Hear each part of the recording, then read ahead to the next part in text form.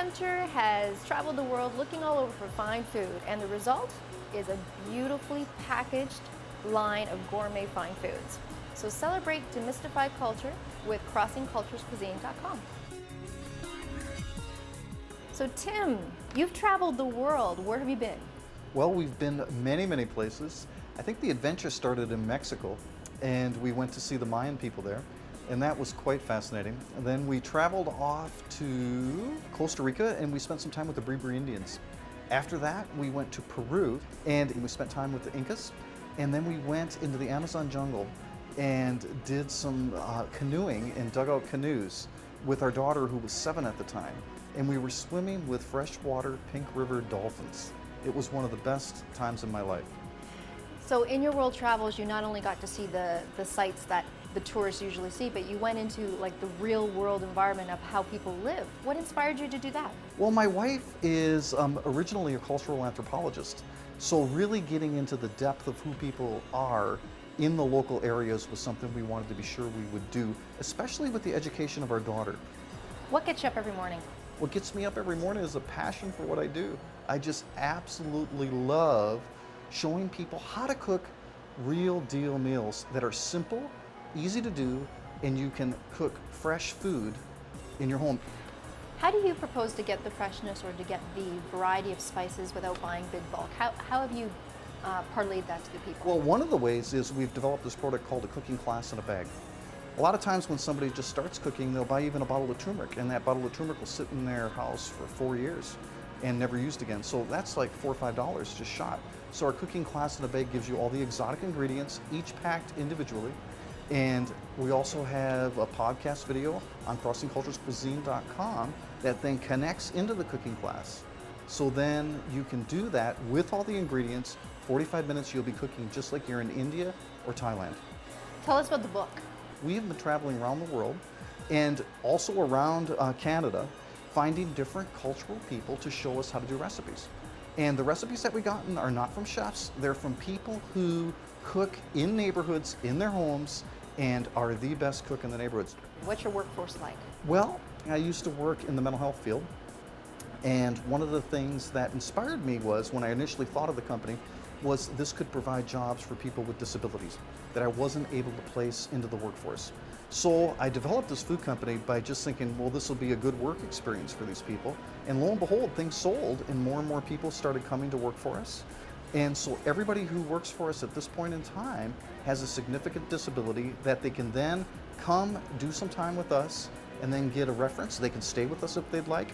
They're making a good wage and we pay them fairly. And we have an absolute blast packing Asian fungus. World traveler Tim Tempter has brought his gifts of fine food to us, and here he is in the flesh to kind of show us the way about some interesting ethnic foods. What are you going to make up for us today? We are going to have a riot-making roti. A riot-making roti. You better believe it. And the reason why is over 1 billion people a day make this bread. It is so simple, it is so easy, you won't believe it, Maribel. Show us the way. How do you do this? So the first thing is you can do this without vegetables, or you can do it with vegetables, okay? Now, the Indians, of course, there's a lot of poverty, and waste is really a sin in India, okay?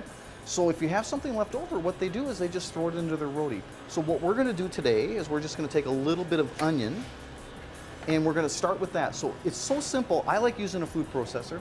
Of course, you can roll it out in a regular way, but the food processor makes things so much easier. So you just take your onion, put it in the food processor, turn it on, and let it get to any really consistency you want. Then you just take your flour. Now the important thing is durum flour. Durum flour. It took me a long time to learn this. I went to 3 Indian homes until I finally realized that there's 2 different types of flour. There's whole wheat, of course. Yes. But the durum flour is what makes it supple and a lot less dry. Okay. Okay? So you just put your flour in. This is 2 cups of flour. Very nice. And mix it in with your onions, of course. And just take your water and you just pour it in until you get it looking like a ball of dough. You can see it's beginning to congeal. You can see your onions getting into that. Very nice. So we're just going to take a look at that. It looks like it's turning out nicely. And you can see that it's turned into a nice consistency. If you had a little bit too much water, it would be sticking to your fingers. Right. So then you just might want to add a bit of flour. Okay. And what they do is they put the flour on the plate, and that way you can just put a little bit on here, and you can see it doesn't leave as much of a mess. Right. See what I mean? Yes. So then you're just, I'll move the onion over here, rolling this out, and again, you'll notice now there's no stickiness. So that really shows you that you've gotten it to the proper consistency. Okay? So here's the trick. You take your ball, and the ball is the size of a golf ball. So you make a little golf ball. So what I do is round and round and round we go. Where we'll stop, nobody will know. So you can see that that reminds you to make a little disc. So round and round we went, and you got a nice little round disc there. So what we do is we just pat it on the flour there, and again, very little mess. So I'm just gonna roll it out. Now, there's a trick. The Indians, they kind of flip it as they roll it, and they'll flip like this. I'm not as good that way, so I just turn it myself. Turn it. So, you just do, of course, your Indian flap. You can do this either on a roti pan, or you can do this with a regular fry pan. Okay. Or a crepe pan. Roti crepe pan is best, a thicker pan is better. So what we want to do is just make sure we're going back and forth with it, because you don't want it to stick too much, okay? I use my fingers, please be careful with that. You see how that's turned right away like that? Oh yes, toasty outside. So we're darn near done. It's so quick and easy.